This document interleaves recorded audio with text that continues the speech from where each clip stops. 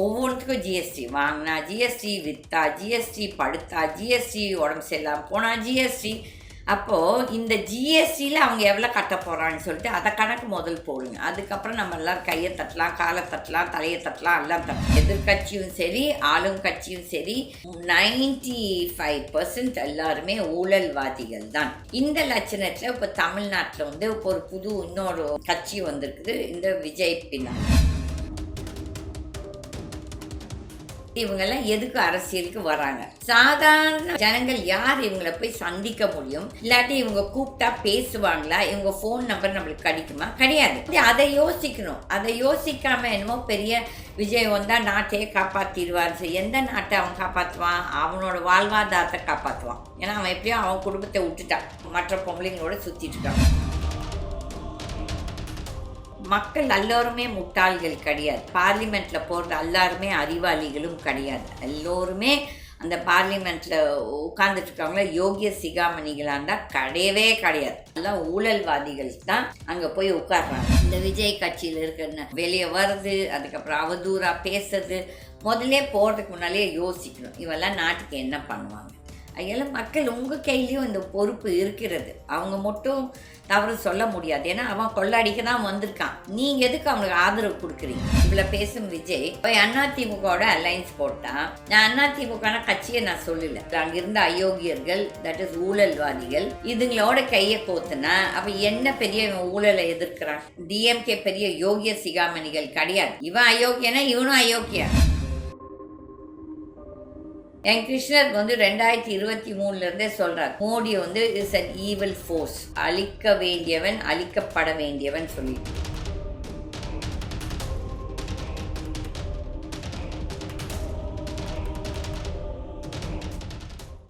வணக்கம். இன்றைக்கு வந்துட்டு எங்கே பார்த்தாலும் சர்ச்சை சர்ச்சை சர்ச்சை. ஒரு பக்கம் பார்த்தால் இந்த திருக்கலிக்குன்றம், இப்போ வந்து அங்கே வந்து இந்த இந்து முன்னணி அவர்கள் இந்த ஆர்ப்பாட்டம் செய்வதற்கு எதனா ஒரு அர்த்தம் இருக்கணும். நாட்டில் வந்து நிறைய பேர்த்துக்கு வேலை இல்லாமல் வந்து வருமானம் இல்லாமல் இந்த விவசாயிகள் படுற கஷ்டம், அதுக்கப்புறம் வாழ்வாதாரமே சரியாக இல்லை. ஆனால் அதுக்குள்ளார இவங்க அங்கே போய் அந்த முஸ்லீம் மக்களை யாரோ பிரியாணி சாப்பிட்டோம். இது இப்போ அது நாட்டுக்கு ஒரு முக்கியமான இது ஒரு தேவையான ஒரு பெரிய சர்ச்சையான கிடையாது. நான் ஒரு ஹிந்துவாக இருந்துட்டு எனக்கே இதெல்லாம் சகிக்க முடியல. என்னென்னா எவ்வளோ கஷ்டங்கள் இருக்குது. அந்த இது நல்லது மக்களுக்கு செய்யலான்னு சொல்லிட்டு இவங்க நினைக்கிறதில்ல. எப்போ எங்கே வம்பிழுத்து அங்கே ஒரு கலவரத்தை பண்ணி ஒரு மக்கள் மத்தியில் ஒரு பீதியை கிளப்பி அதுக்கப்புறம் அதுக்கு ஒரு போலீஸ் அங்கே பாதுகாப்பு கொடுத்து, இதெல்லாம் வேஸ்ட் ஆஃப் டைம், மணி. இதே அவங்க வந்து பாசிட்டிவாக எவ்வளோ நல்லது செய்யலாம்.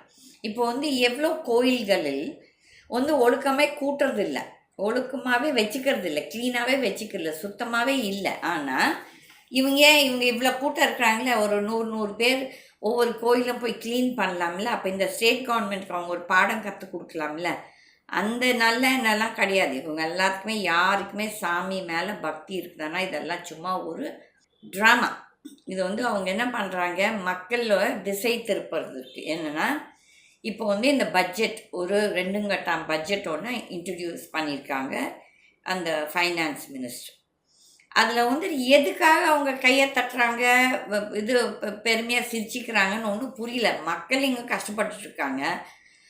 நடுத்தர மக்கள், நியாயமாக வாழ்கிற மக்கள், இந்த பிக் கார்பரேட்ஸை விட்டுடலாம். இப்போ மொத்த சலுகைகள் வருதே அவங்களுக்கு தான். ஆனால் இந்த 12 லட்சத்துக்காரங்க வந்து ஜிஎஸ்டியே கட்ட மாட்டாங்களா? கட்டுவாங்க இல்லை? அப்போ அந்த மூலையை யூஸ் பண்ணுங்க. இப்போ வந்து நீங்கள் ஏதோ 30% கம்மி பண்ணிட்டான்னு சொல்லி ட்ராமா போட்டுட்டு இந்த பக்கம் வந்து ஆல்மோஸ்ட் இஃப் யூ சி எல்லாம் டேக்ஸ், இந்த ஒவ்வொன்றுத்துக்கும் ஜிஎஸ்டி. வாங்கினா ஜிஎஸ்டி, விற்றா ஜிஎஸ்டி, படுத்தா ஜிஎஸ்டி, உடம்பு சரியில்லாமல் போனால் ஜிஎஸ்டி. அப்போது இந்த ஜிஎஸ்டியில் அவங்க எவ்வளோ கட்ட போகிறான்னு சொல்லிட்டு அதை கணக்கு முதல் போடுங்க. அதுக்கப்புறம் நம்ம எல்லோரும் கையை தட்டலாம், காலை தட்டலாம், தலையை தட்டலாம், எல்லாம் தட்டலாம். இது வந்துட்டு ஒரு மக்கள் எல்லோருமே முட்டாள்கள் கிடையாது. இப்போ வந்துட்டு இந்த பார்லிமெண்ட்டில் போகிறது எல்லாருமே அறிவாளிகளும் கிடையாது. எல்லோருமே அந்த பார்லிமெண்ட்டில் உட்கார்ந்துட்டுருக்காங்களே யோகிய சிகாமணிகளாக இருந்தால் கிடையவே கிடையாது. 90% இல்லாட்டி 95% எல்லாம் ஊழல்வாதிகள் தான் அங்கே போய் உட்கார்றாங்க. அப்போ வந்து அவங்க எதில் ஊழல் செய்ய முடியும் அதை தான் பார்க்குறாங்கன்னு சொல்லிட்டு யாருமே மக்களை பற்றியோ மக்களோட வாழ்வாதாரத்தை பற்றியோ கவலையே கிடையாது. அதே மாதிரி இப்போ அமெரிக்காவிலேருந்து வந்திருக்க இந்த இல்லீகல் இமிக்ரெண்ட்ஸு இது வந்துட்டு நம்ம நாடு என்ன பண்ணுது அவங்களுக்கு? இப்போ வந்து அங்கே அவங்க நாட்டோட லா படி இவங்கெல்லாம் இல்லீகல். ஸோ அவங்க வந்து இந்த கைக்கு காலுக்கெல்லாம் போட்டு அனுப்பிச்சது தப்பு தான். இது வந்து ஹியூமன் ரைட்ஸ் இதில் அவங்க நம்ம பிரைம் மினிஸ்டர் என்ன பண்ணிகிட்ருக்காரு? கேள்வி கேட்கணும் இல்லை? எதுக்கு போய் இந்த ஃப்ளைட்டு போய் பஞ்சாபில் போய் இறங்குச்சு? எப்படி ஒரு பெர்மிஷன் இல்லாமல் எப்படி ஒரு ஃப்ளைட் வந்து இறங்கும்? ஒரு இது ஒரு கண்ட்ரியோட ஏர்ஃபோர்ஸோ இல்லாட்டி ஆர்மி ஏர்க்ராஃப்ட்டு எப்படி வந்து இறங்கும்? அப்போ நம்ம நாட்டு பிரதம மந்திரிக்கும் உறவு துறை மந்திரிக்கும் எதுவுமே தெரியல. அப்போ என்ன பண்ணிகிட்ருக்காங்க இவங்கெல்லாம் தூங்கிட்டு அப்போ வந்துட்டு அதுக்கு ஒரு சர்ச்சை பண்ணி இப்போ 9 கோடி ரூபாய் பர் டே பார்லிமெண்ட்டில் செலவு பண்ணுறாங்களாம். இந்த 9 கோடி ரூபாய் நம்ம மக்களோட வரி பணம். இந்த வரி பணத்தை எப்படியெல்லாம் நாசனம் பண்ணுறாங்க, நாஸ்தி பண்ணுறாங்கன்ட்டு நம்ம கண்ணு முன்னாலேயே நம்ம பார்க்குறோம். இந்த பணத்தை வந்து எவ்வளோ நல்லதுக்கெல்லாம் யூஸ் பண்ணலாம்.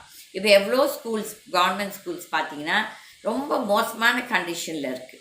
அதையெல்லாம் நல்லா க்ளீன் பண்ணலாம், நல்லா டெவலப் பண்ணலாம், அதை நல்லா மாடர்னைஸ் பண்ணலாம். அந்த எண்ணெல்லாம் எவனுக்குமே கிடையாது. எல்லாமே சும்மா ஒரு ஜூம்லா பாலிட்டிக்ஸ். இது எதிர்கட்சியும் சரி ஆளுங்கட்சியும் சரி 95% எல்லாருமே ஊழல்வாதிகள் தான். இந்த லட்சணத்தில் இப்போ தமிழ்நாட்டில் வந்து இப்போ ஒரு இன்னொரு கட்சி வந்திருக்குது இந்த விஜய் பின்னால். அதில் வந்துட்டு இந்த ஒரு சிலர் அங்கே ஓடுறாங்க. அங்கே போயிட்டு அப்போ ஓடி திருப்பி வெளியே வர்றாங்க. அப்போ வந்து அவங்களுக்கு தெரியணும், ஒரு அறிவு இருக்கணும் ஒரு மனுஷனுக்கு வந்து இவங்கெல்லாம் எதுக்கு அரசியலுக்கு வராங்க. இவங்களை வந்து ஒரு சாதாரண ஜனங்கள் யார் இவங்களை போய் சந்திக்க முடியும்? இல்லாட்டி இவங்க கூப்பிட்டா பேசுவாங்களா? இவங்க ஃபோன் நம்பர் நம்மளுக்கு கிடைக்குமா? கிடையாது. அப்போ வந்து அதை யோசிக்கணும். அதை யோசிக்காமல் என்னமோ பெரிய விஜய் வந்தால் நாட்டையே காப்பாற்றிடுவான்னு சொல்லி எந்த நாட்டை அவன் காப்பாற்றுவான்? அவனோட வாழ்வாதாரத்தை காப்பாற்றுவான். ஏன்னா அவன் எப்படியோ அவன் குடும்பத்தை விட்டுட்டான். அவன் குடும்பம் வந்து விட்டுட்டு அவன் மற்ற பொம்பளைங்களோட சுற்றிட்டுருக்கான். பொது வாழ்க்கைக்கு வர்றவங்க முதல் தனி மனிதன் ஒழுக்கம் இருக்க வேண்டும். இல்லாதவங்க நீங்கள் அரசியலுக்கு வராதிங்க. நாங்கள் யாரும் உங்களை கெஞ்சலை. நீங்கள் வந்து எங்களுக்கு அரசியலில் வந்து எங்கள் நாட்டை காப்பாற்றுன்னு சொல்லி நாங்கள் யாருமே கேட்கல உங்களை. ஆகையால் நீங்கள் இப்போ வந்து மக்கள் மேலே தான் தப்பு. மக்கள் தான் இவங்க பின்னால் ஓடிட்டு என்னமோ பெரிய இவங்க வந்து இவங்களால தான் நாடே முன்னேற போகுதுன்னு சொல்லிட்டு ஒரு சிலர் பேசுகிறாங்க பாருங்க. அவங்களால நேரில் பார்த்தோன்னா வாங்கி 2 விடணும்னு தோணுது. ஏன்னா இது வந்து விளையாட்டு இது கிடையாது. நம்மளுக்கு டெய்லி நம்மளுக்கு வந்து அரசியல் நம்மளை வந்து சுற்றிட்டு தான் இருக்குது. ஒரு சிலர் சொல்லுவாங்க எனக்கு அரசியல் பிடிக்காதுன்ட்டு. நம்ம ரோடு அரசியல், நம்ம கரண்ட் அரசியல், நம்ம தண்ணி அரசியல், நம்ம ஹாஸ்பிட்டல்ஸ் அரசியல், இந்த அட்மினிஸ்ட்ரேஷன் அரசியல், அதை முதல் புரிஞ்சுக்கோங்க. அம்மா ஒரு ரெஸ்பான்சிபிலிட்டி இல்லாமல் ஓட் போடுறது இந்த பரதேசிங்களுக்கு, தட் இஸ் இந்த ஊழல் பரதேசிங்களுக்கு. அதெல்லாம் மக்கள் உங்கள் கையிலையும் இந்த பொறுப்பு இருக்கிறது. அரசியல் பிடிக்காதுன்ட்டு நம்ம ரோடு அரசியல், நம்ம கரண்ட் அரசியல், நம்ம தண்ணி அரசியல், நம்ம ஹாஸ்பிட்டல்ஸ் அரசியல், இந்த அட்மினிஸ்ட்ரேஷன் அரசியல், அதை முதல் புரிஞ்சுக்கோங்க. அம்மா ஒரு ரெஸ்பான்சிபிலிட்டி இல்லாமல் ஓட் போடுறது இந்த பரதேசிங்களுக்கு, தட் இஸ் இந்த ஊழல் பரதேசிங்களுக்கு. அதெல்லாம் மக்கள் உங்கள் கையிலையும் இந்த பொறுப்பு இருக்கிறது. அவங்க மட்டும் தவறு சொல்ல முடியாது. ஏன்னா அவன் கொள்ளடிக்க தான் வந்திருக்கான். நீங்கள் எதுக்கு அவனுக்கு ஆதரவு கொடுக்குறீங்க? ஒரு பக்கம் இந்த விஜய் கட்சியில் இருக்கிற ஒருத்த வந்து அவன் போகிறது, வெளியே வருது, அதுக்கப்புறம் அவதூறாக பேசுறது, முதல்ல போகிறதுக்கு முன்னாலே யோசிக்கணும் இவெல்லாம் நாட்டுக்கு என்ன பண்ணுவாங்க. இப்போ வந்து இந்த விஜய் இவ்வளோ பேசும் விஜய் போய் அதிமுகவோட அலைன்ஸ் போட்டான். நான் அதிமுகனா கட்சியை நான் சொல்லலை. இந்த அயோக்கியர்கள், அங்கிருந்த அயோக்கியர்கள், தட் இஸ் ஊழல்வாதிகள், இதுங்களோட கையை கோத்துனா அப்போ என்ன பெரிய ஊழலை எதிர்க்கிறான்?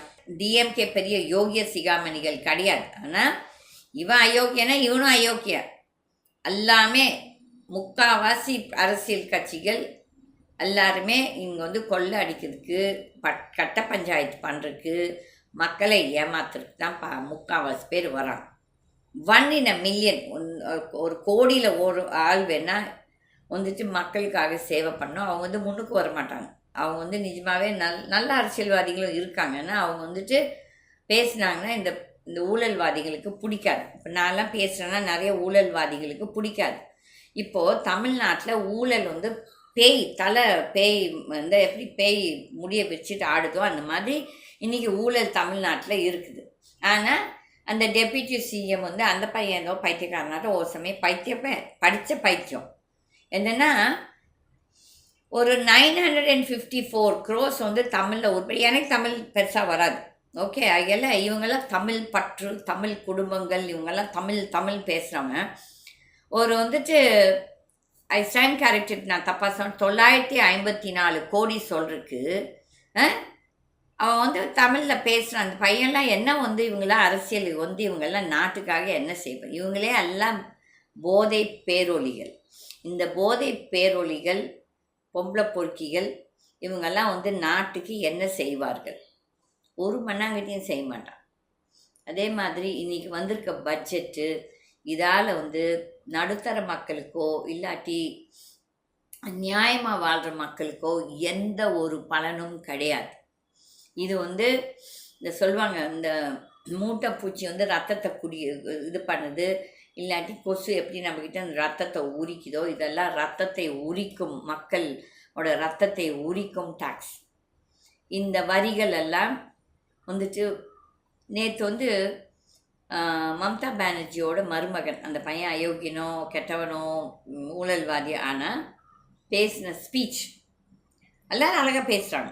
எல்லாருமே அழகாக பேசுகிறாங்கன்னா அவங்க எவ்வளோ ஊழல் பண்ணுறாங்க கடவுளுக்கு தான் தெரியும். ஆனால் நான் எதை பாராட்டுறேன்னா அந்த ஸ்பீச்சை பாராட்டுறேன்.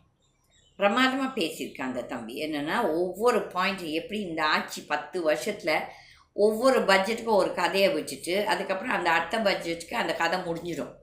இப்போ வந்து 2019 மோடி 5 trillion எக்கானமி டான்ஸ் ஆடுப்போம். அப்போ எல்லாருமே கையை தட்டினாங்க. அதுக்கப்புறம் நடுவில் ஒரு பட்ஜெட் போட்டாங்க. அது வந்துட்டு கார்ப்பரேட் டாக்ஸஸ் கம்மி பண்ணி அவங்கெல்லாம் அந்த பணத்தை சேவ் பண்ணி நம்ம நாட்டில் இன்வெஸ்ட் பண்ணுவாங்க சொன்னதுக்கு அதுக்கு ஒரு கையை தட்டினாங்க. ஆனால் எந்த ஒரு கார்ப்பரேட்டும் இங்கே செலவு பண்ணல, எல்லோரும் வெளிநாடுக்கு ஓடி போயிட்டாங்க. இதான் நடந்த உண்மை. அதுக்கப்புறம் இந்த நிர்மலா சீதாராமன் அன்றைக்கி போட்ட ஆட்டம், பாமர மக்களுக்கு வந்து லோன் கொடுக்குறதுக்கு வக்கில்ல. அது வந்து முடிஞ்ச அளவுக்கு எவ்வளோ பிரச்சனை பண்ணணுமோ பண்ணுவாங்க. ஏன்னா அப்போ தான் அவங்க கஷ்டப்பட்டுட்டு இந்த தட் இஸ் நான் பேங்கிங் ஃபைனான்ஷியல் கம்பெனிஸ், என்பிஎஃப்சி, இந்த கம்பெனிஸ்க்கு போவாங்க. இந்த அம்மா அந்த என்பிஎஃப்சிஸ்க்கு பணம் கொடுக்கறதுக்கு எப்படியோ ஒரு குதிக்குதுன்னா, அவன் வந்துட்டு பேங்க்கில் வந்து 9%க்கோ 12%க்கோ வாங்கிட்டு மறுபடியும் மக்களுக்கு 18%க்கு கொள்ளையடிக்கிறான். அப்போ வந்து இஃப் 9%ல் கொடுத்தா இன்னொரு 9% லாபம் அவன் பண்ணுறான். 2% செலவு பண்ணாலும் ஒரு 7% அவனுக்கு லாபம். அப்போ வந்து இந்த பெரிய கார்ப்பரேட்ஸாக முக்கால்வாசி என்பிஎஃப்சிஸ் வச்சுருக்காங்க. அப்போ வந்து இந்த அம்மா வந்து மக்களுக்கு சுலபமாக வந்துட்டு இது லோன் கிடைக்குமான்னு பார்த்தா கிடையாது. அந்த வந்து என்பிஎஃப்சிஸ்க்கு என்ன பண்ணணும் அப்படி குதிக்குது. நீங்கள் எல்லாம் பழைய ஸ்பீச்சஸ் எல்லாம் பாருங்கள். இவங்கெல்லாம் எவ்வளோ பெரிய அறிவாளிகள், எவ்வளோ பெரிய ஞானிகள், எவ்வளோ பெரிய ஊழல்வாதிகள்னு சொல்லி உங்களுக்கெல்லாம் புரியும். அப்போ வந்து இந்த என்பிஎஃப்சிஸை பற்றி அவ்வளோ கவலைப்படுது. ஆனால் விவசாயிக்கு லோன் கிடைக்குதா, விவசாயிக்கு அவங்க அவனோட இது கிராப் இது என்ன ஆயிட்டு அழிஞ்சிட்டா அதுக்கு இன்சூரன்ஸ் டைம்லி இன்சூரன்ஸ் கிடைக்கணும், அதை பற்றியெல்லாம் கவலையே படல prime minister and finance minister. ஆனால் இந்த பெஞ்சை மட்டும் அழகாக தட்டுறானுங்க, அதை மட்டும் கற்றுக்கிட்டானுங்க, இந்த டங்கு டக்கான்ட்டு. ஏன்னா மக்கள் எல்லாம் முட்டாள். நீங்கள் அடித்தா நாங்களும் அடிப்போம்னு நினைக்காதீங்க. நீ வந்துட்டு அந்த கோவிட் வந்தப்போ எங்களை எல்லாத்தையும் டிங் டிங் டிங் அடிக்க வச்ச, இதை பிடிக்க வச்ச, இதை விட பைத்தியக்காரத்தனமாக வேறு எதுவும் கிடையாது. நாங்களும் பண்ணோம் பைத்தியக்காரங்களாட்டம். ஏன்னா ஐயோ ஏதோ பெரிய பிரைம் மினிஸ்டர் யோகிய சிகாமணின்னு நினைத்துட்டு. ஆனால் இன்றைக்கி தான் தெரியுது என்னோடய கிருஷ்ணர் சொன்னதெல்லாம் பொய்யே கிடையாது. என் கிருஷ்ணர் வந்து 2023 சொல்கிறார், மோடி வந்து இஸ் அன் ஈவில் ஃபோர்ஸ், அழிக்க வேண்டியவன் அழிக்கப்பட வேண்டியவன் சொல்லிட்டு. இது கிருஷ்ணர் சொன்ன வார்த்தைகள், என்னோடய வார்த்தைகள் கிடையாது. ஆனால் அந்த வார்த்தைகளை இன்றைக்கி சுப்பிரமணிய சாமி என்ன சொல்கிறாரு, Modi is an evil man, he has to be destroyed. இல்லாட்டி மோடி ஒரு தீய சக்தி, இந்த தீய சக்தியை அழிக்கணும்னு சொல்லிட்டு சுப்பிரமணிய சுவாமி சொல்கிறார். ஆனால் இது வந்து ஏன் கிருஷ்ணர் வந்து 23 என்கிட்ட சொன்னார், இவன் 24 ஜெயிச்சு வந்தால் நாடு குட்டி சவுறு ஆயிடும்னு சொல்லிட்டு தெளிவாக சொன்னார். மக்கள் தேர்ந்தெடுத்தால் மக்கள் தான் அவதிப்பட போகிறார்கள், மக்கள் கஷ்டப்பட போகிறார்கள். அதுதான் இப்போ நடக்குது. இன்றைக்கு அது நடக்குது. அதனால மக்கள் நம்ம வந்துட்டு யாரையும் ஹீரோ வர்ஷிப் பண்ண வேண்டாம். எஸ்பெஷலி இந்த பப்ளிக் லைஃப்பில் இருக்கவங்க 98% அவங்க ஊழல்வாதிகள் தான்.